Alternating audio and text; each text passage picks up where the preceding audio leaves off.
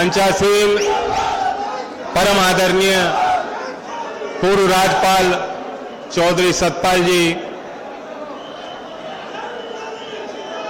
युवा जुझारू डायनेमो नेता लड़ने वाले धर्मेंद्र यादव जी,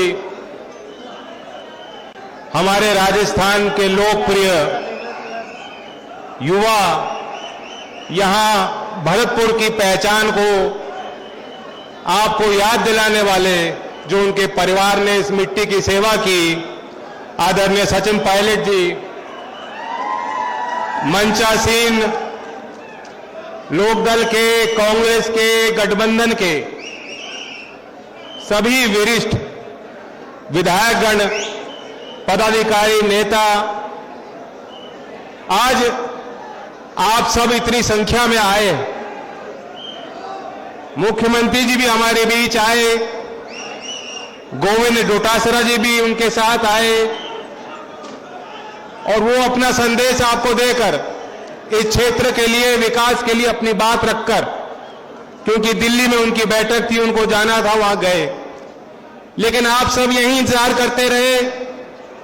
मैं समझता हूं कि अब आज क्योंकि चौधरी चरण सिंह जी की, उनके जन्म के 120वां वर्ष हम मना रहे हैं, 120 साल बाद, उनके देहांत के 35 साल बाद भी इतनी संख्या में जज्बे के साथ आकर आपने ये साबित किया कि आज भी आपके दिल में जैसे धड़कन तेज है, वैसे ही चौधरी चरण सिंह की यादें हैं, जिनको आपने सजो कर रखा है। मैं यही आपको कहना चाहता हूं कि वो तारीखें होती हैं कि गर्व के साथ आप पीछे मुड़कर अपने इतिहास को देखें, समझे, पहचाने। यह आपकी ताकत थी, यह आपकी ताकत थी कि एक साधारण परिवार में जन्म लेने के बाद चौधरी चरण सिंह जी ने देश के राजनीति में अपना वर्चस्व बनाया और बड़े पदों को संभाला और बड़े क्रांतिकारी काम किए।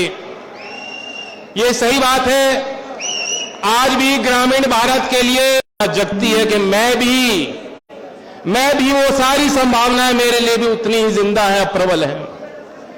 आज भी जो चौधरी चरण सिंह जी ने नारा दिया था कि देश के खुशहाली का रास्ता देश के खेत और खलिहानों से होकर गुजरता है, आज भी उस नारे की गूंज है।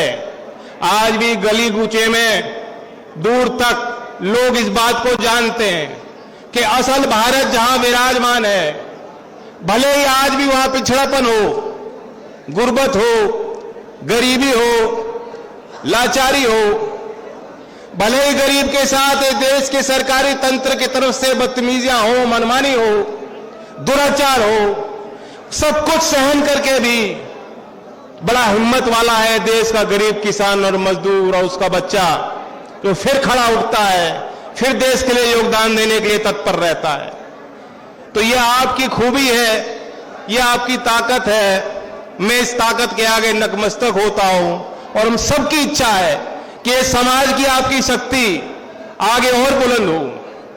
सतपाल जी ने जो बताया, चौधरी साहब के जीवनी के बारे में वो बातें बताई, शायद बहुत लोग यहां नहीं जानते हो।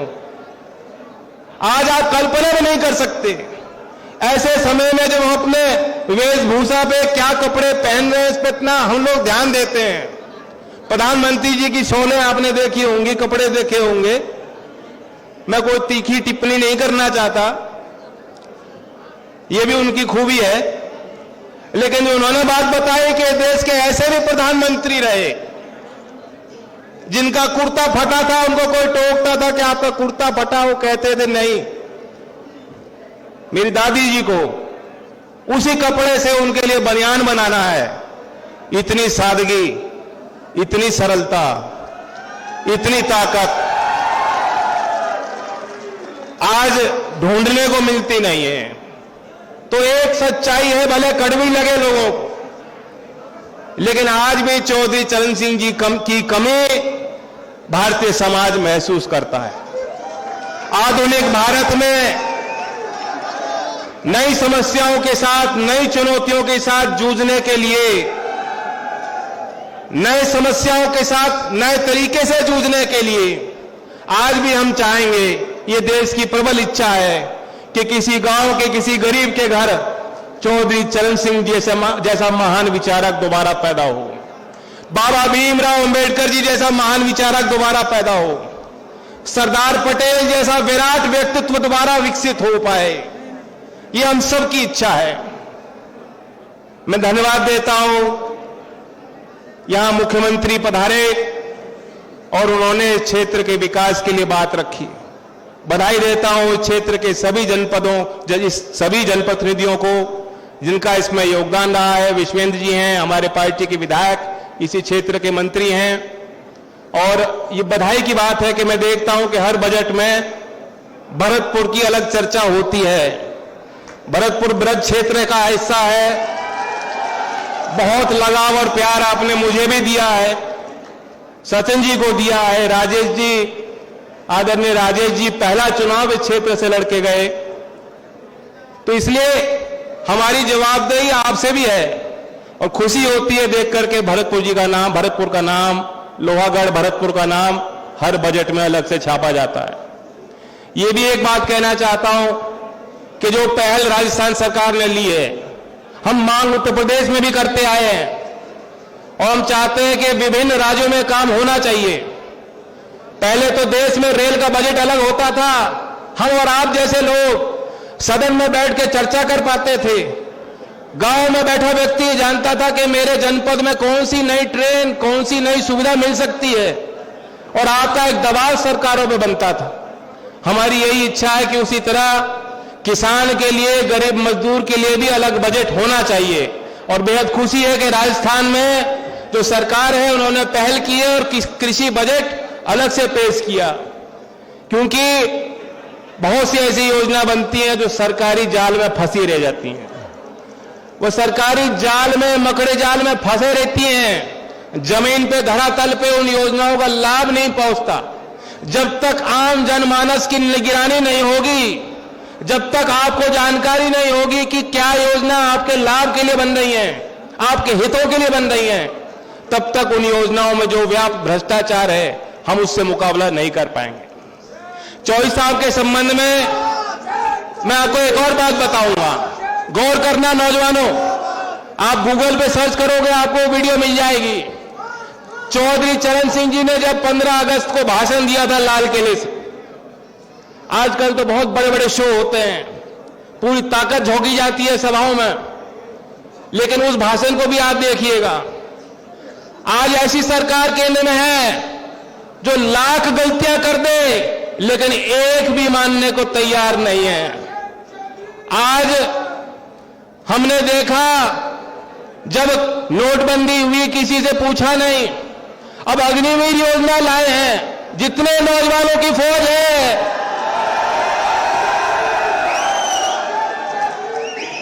एक नौजवान की इच्छा नहीं है इस योजना के लिए। और हम लोग जो मंच पे हैं, जो विपक्ष के नेता हैं, मैं ये भी वादा कर दूं, आप हमें ताकत दोगे तो 2024 में कागज के टुकड़े की तरह इस योजना को फाड़ देंगे। 4 साल की नौकरी नहीं होती। ये देश का नौजवान जो वर्दी की तरफ देखता है ताक लगाकर, जो वर्दी पहनना चाहता है, वर्दी पहनकर देश के लिए खून कुर्बान करना चाहता है, तैयार है, उसकी भावना को ठेस हम लोग बर्दाश्त नहीं कर सकते। लेकिन मैं वापस उस विषय पे आता हूं कि जो चौधरी चरण सिंह जी ने भाषण दिया, आप सुनिएगा। उन्होंने प्रधानमंत्री के तौर पे लाल किले से पे बोलते हुए बात स्वीकारी कि देश की बड़ी समस्या भ्रष्टाचार है। उन्होंने देश की बेरोजगारी पे अपनी चिंता जाहिर की और ये बात स्वीकारी कि देश में बेरोजगारी बढ़ रही है। उन्होंने देश की असल जो समस्याएं थी, जो वास्तव समाज की स्थिति थी, उस पे अपने विचार रखे, लाल किले से स्वीकारा कि देश की सरकार की प्राथमिकता होनी चाहिए ये देश के आदिवासी लोग, ये देश के दलित लोग, ये देश के वो किसान जो 1 हेक्टेयर से कम भूमि पे खेती करते हैं, ये देश के बेरोजगार लोग। आज आपको कोई ऐसा नेता नहीं मिलेगा जो इतने बड़े पद पे बैठ के ये कहेगा कि हमें बहुत कुछ करना है। आज देश के प्रधानमंत्री वो हैं जो कहते हैं कि 70 साल में क्या हुआ। आज ऐसे लोग हैं विराजमान जो कहते हैं कि अब तो अमृत काल आएगा, 25 साल और इंतजार करो, 25 साल और मत पूछो हमसे कोई सवाल, मत मांगो स्मार्ट सिटी कहां बनी, मत पूछो कि किसान की आय दुगनी हुई। 2022 खत्म होने को है। 2022 की बात करी थी ना कि 2022 में किसान की आय दुगनी होगी। यहां किसान है, किसान के बालक हैं, किसान के घरों से आए हुए हैं। एक भी किसान हाथ खड़ा करके बता दे किसी की आय दुगनी हो। और ताज्जुब है कि सरकार ने आंकड़े प्रकाशित करने बंद कर दिए। आखिरी रिपोर्ट 2019 की निकाली गई है, उसके बाद सर्वेक्षण करना बंद कर दिया कि कितना कर्जा है किसान पर, कितनी आय है, कितनी जमीन बच रही है। अब केंद्र सरकार वो डेटा इकट्ठा ही नहीं करती। और 2019 की बात मैं आपको बता दूं, तुलना 2013 और 2019 में कर दूं। 2013 में औसतन अगर 45,000 रुपए का कर्जा प्रत्येक किसान परिवार पे था तो बढ़ के 74,000 रुपए का कर्जा हर एक किसान परिवार पे हो चुका है। ये सरकारी आंकड़े बता रहे हैं। कर्जे का भार है, किसान की लागत बढ़ रही है, खेती महंगी हो रही है, जमीन आप बढ़ा नहीं सकते हो, सरकारी भर्तियां समय पे होती नहीं, केंद्र में आप देखें तो कोई भर्ती नहीं निकल रही। ये सारी समस्याएं हैं। मैं एक मांग रखना चाहता हूं, क्योंकि जब अच्छे दिन आते हैं, जब पवित्र दिन होते हैं, जब त्योहार होते हैं, और आज चौधरी साहब की हम लोग जयंती मना रहे हैं, तो हम लोग संकल्प भी लें। मैं 3 बात करना चाहता हूं जो मेरे लिए व्यक्तिगत तौर से संकल्प हैं, और मैं जानता हूं कि मंचा सिंह जितने लोग हैं और आप लोग उसमें शामिल होंगे। पहले मैंने कर्जे की बात कही।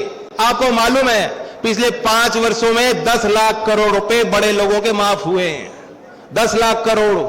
कितने बड़े बड़े पूंजीपति आपको मिलते हैं जो विदेश चले गए, भारत की नागरिकता छोड़ के चले गए, भाग गए पैसा लेके। कितना आसान है, सरकारी बैंक से पैसा लो, दिखा दो कि उद्योग में लगाया, खाते से पैसा निकालो, बता दो प्रोजेक्ट फेल हो गया और दिवालिया घोषित कर दो। जब वो दिवालिया घोषित कर देता है तो उससे कोई वसूली नहीं हो पाती है। किसानों के पास ऐसा कोई तंत्र नहीं है।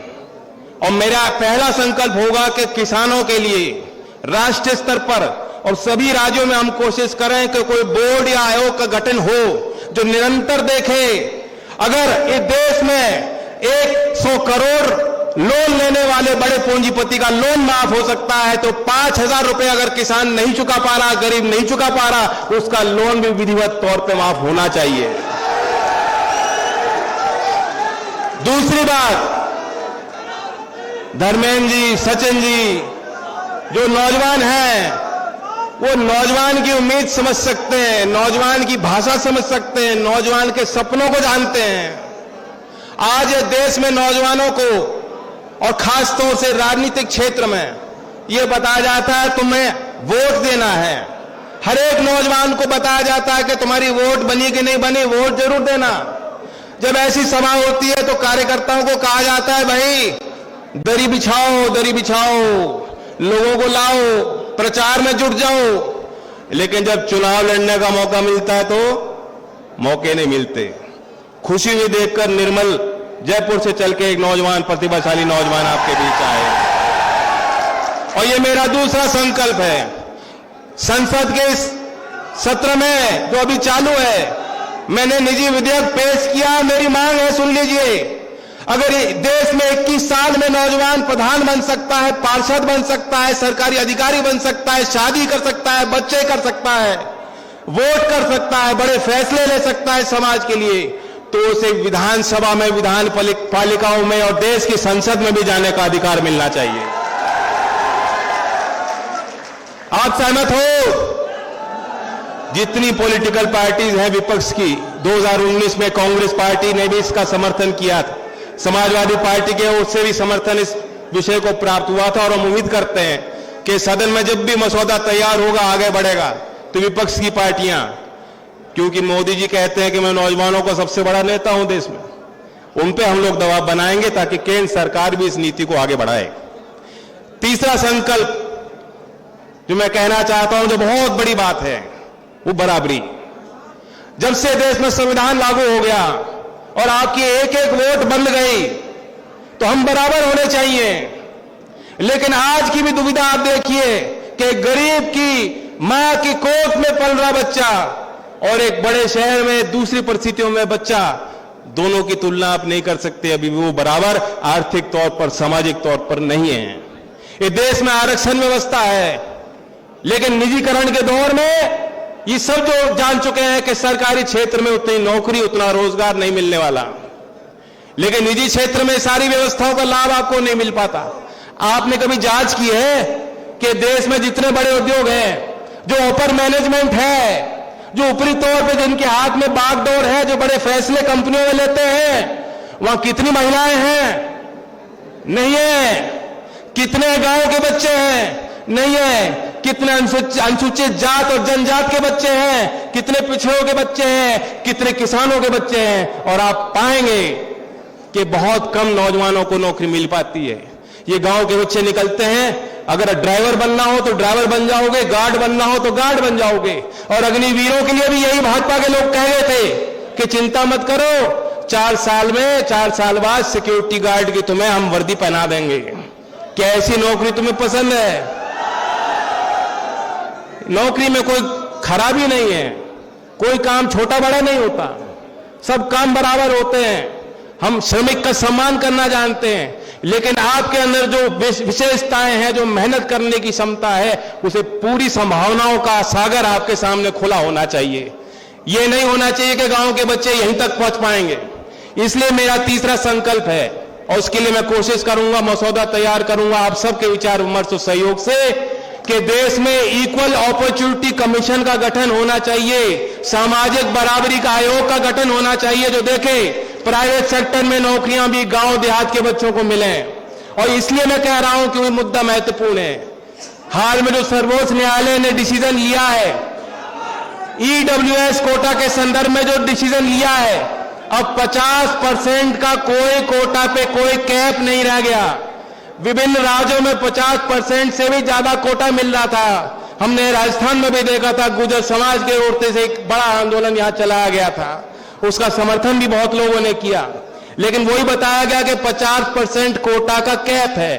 लेकिन अब सर्वोच्च न्यायालय के हाल के डिसीजन के बाद दोबारा सामाजिक न्याय के झंडे को लेकर गांव की पगडंडी तक हमें ये नारा लेके जाना है, क्योंकि हमारी वोट बराबर है, समाज में भी बराबरी हमें मिलनी चाहिए। ये हमारा मौलिक अधिकार है, ये संविधान के मूल ढांचे का हिस्सा है और एक एक नागरिक का अधिकार बनता है। मैं अपनी ये बात कहकर, मेरी मंशा कोई लंबी चौड़े भाषण देने की नहीं थी, मुझे सभा का अध्यक्ष बनाया गया, जबकि मैं मानता हूं कि जो भी नेतागण आज आए हैं वो मुझसे लगाव मानते हैं इसलिए नहीं आए, वो आपसे लगाव मानते हैं और वो चौधरी चरण सिंह जी के प्रति उनके मन में श्रद्धा भाव है, इसलिए वो खींचे चले आए हैं। मैं उन सबको धन्यवाद देता हूं। और लोकदल के जो हमारे वरिष्ठ, हमारे जिले के 22 साल से अध्यक्ष रहे हैं, हमारे कार्यकर्ता कितने कमजोर क्यों ना हो, और हमारे कांग्रेस पार्टी जो राज्य सरकार चला रही है, उनके भी कार्यकर्ताओं ने जिस तरह से मेहनत करके इस मंच को सजाया है, मैं धन्यवाद देता हूं। मैं ये भी आपको सूचित करना चाहता हूं कि हम किसान घाट से सुबह चल के आ रहे हैं, वहां चंद्रशेखर आजाद जी भी आए थे, मौजूद थे, और उन्होंने किसी कारणवश यहां नहीं आ पाए। उन्होंने आपको मैसेज संदेश दिया कि उनकी कमी आप महसूस मत कीजिएगा। हमारे सामाजिक न्याय और किसान गरीब की लड़ाई में वो कदम से कदम मिलाकर आपका साथ देंगे, ये उनकी बात मैं आपके बीच रखना चाहता था। और ये मैं बैठा था, मैं सुन रहा था, गिरिराज महाराज की जय बोला गया। हम तो लोक देवताओं को ज्यादा मानते हैं, लेकिन अब लोग बुरा मान जाएंगे कि दाऊ जी महाराज की जय ना बोलूं तो, या राजा रानी की जय ना बोलूं तो ब्रज के कण कण की जय, ब्रज की जनता की जय, देश के किसान मजदूर की जय, हमारे भाईचारे की जय। धन्यवाद।